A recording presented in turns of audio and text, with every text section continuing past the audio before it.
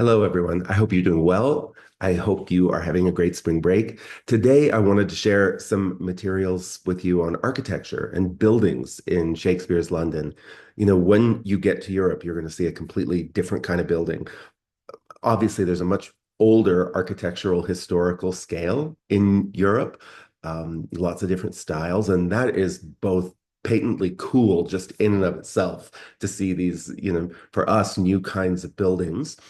And it gives you the chance as well to think about architecture, how buildings functioned, why they were made the way they were, what is their histories of particular buildings. So this week I wanted to share three podcasts. And again, as I always say, these are voluntary for you.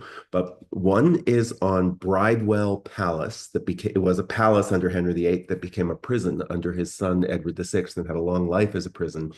It's a really cool podcast because it'll talk to you about how it went from being a palace to a prison. And two, when it became a prison, what did it mean to be a prison in Tudor England, in Elizabethan England? Like, who was put in prison? What was life like in prison? What were the social conditions? What were the kinds of crimes that could get you landed in prison? It's a really interesting episode. And then there's an episode on Hampton Court Palace, which is a spectacular palace that still stands today. And I think we're going to try to go and visit it when we're in Europe, Henry VIII's palace. And it's actually two palaces in one. It's the Henry VIII palace, and then 160, 70 years later, under William and Mary, it was renovated. They planned to tear down the whole original palace and remake it in late 17th century style, as opposed to early 16th century.